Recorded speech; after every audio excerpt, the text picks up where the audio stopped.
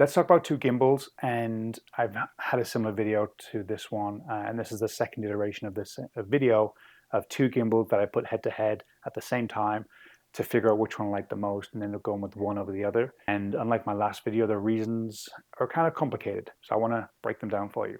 The two gimbals, we have the Zhiyun Smooth 5S and we have the Insta360 Flow. So I had the DJI Osmo 6 and I had the Zhiyun Smooth 5S. I ended up going with the Smooth 5S out of that head-to-head.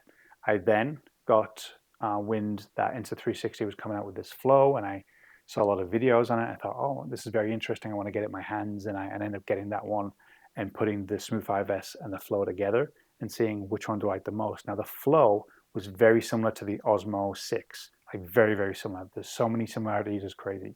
So the quick deployment, small form factor, the quick deployment, the connector, how you put your phone on there, and the different features in which you can do. Two very similar devices. Now here's where it gets complicated. The reason I didn't like Osmo 6 compared to the Smooth 5S, and I mentioned this in my last video, which is you're going to hit limitations in the tilt axis right here. As you start to go up, you're going to hit a limit, and your shot is going to get restricted in the movement of what you can and can't do with this frame. The way they designed it, it just hits a limit right there. And the Smooth 5S doesn't have that limit. Turn this off. The Smooth 5S doesn't have that limit. So in that instance, I went for the Smooth 5S because of that main reason, and I just liked a lot of things about it. Now, when I put it head-to-head with this, that same thing was still there. So what was I thinking? Why was I putting a very, very similar product up against something else I'd already reviewed, tried out, tested, and decided to go with?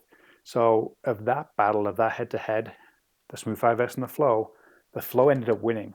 And that's weird because of what I just mentioned with that restriction.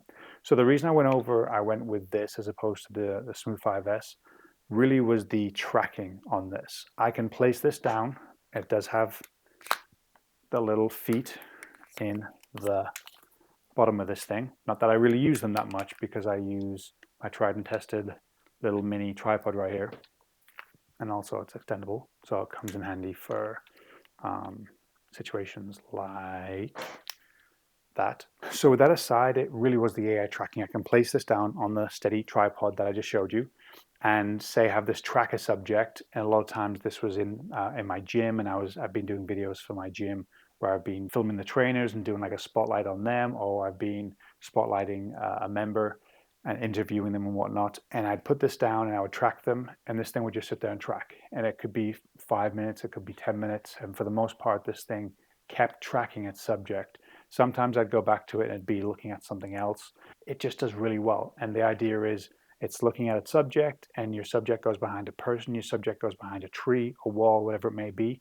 And it's actively looking to the left and to the right of that object that intruded its tracking and its primary target, and it looks either side of it, and once it tracks it again, it gets it and starts tracking and keeps it center focused.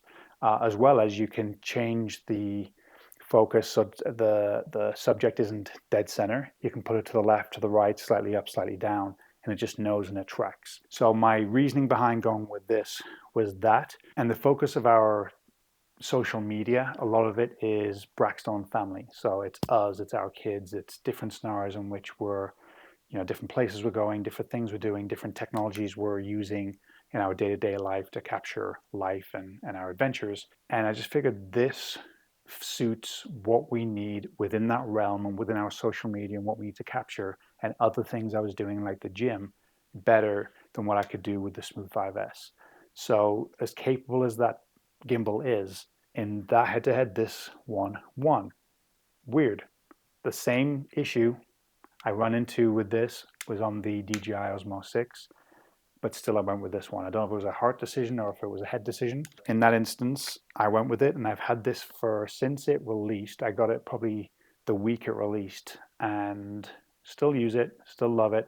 There's a lot of cool things I can do with it. There's probably more things I can do with it that I've even tested out that I really should probably dive deeper into. I recommend it. It's a really cool. Now, not to say I don't recommend the Smooth 5S, because that is also a fantastic gimbal, a different, more professional skew potentially, though everyday stuff you can get away with. But again, you have to balance it. You have to be patient. You have to put your phone in there. You have to balance the three different motors to make sure it's in a good position, and then you can go ahead and start recording. So for me, family day or family stuff, deploy it, put my phone on, away I go. I go at the gym sometimes 5 o'clock in the morning to film some of the members there, and because that's when they work out. I don't work out that early. I can just get this ready straight away. And I've done the same thing with the Smooth 5S. Got up real early, went to the gym, and I'm sat there balancing it as really I just want to be getting the action and shooting as I'm really tired and it's super early in the morning. That's my take on these gimbals. Now there's another contender that entered the arena when it comes to my gimbal battle and my day-to-day gimbals. So you may have seen it in some other videos, but we also have the Zhiyun, I'm still getting the name down for this one, the Zhiyun iSteady MT2 against the Flow. So again, two crazy different, right? I don't think you can get much different than these two in terms of gimbals. And there's not really a head-to-head with these because I'm actually keeping them both, I think. This one serves one purpose, this one serves the other, but they're both going to be my camera bag. But these are going to be another video where I say, okay, pros and cons. For me personally, I'm having both because they do something unique each that I need in my life and in my content creation and family stuff. So hope that helps. That's a little bit of my feedback on what I've experienced with the two gimbals I mentioned, the Smooth 5S and the Insta360 Flow. Hope that helps. Have a great day. Bye.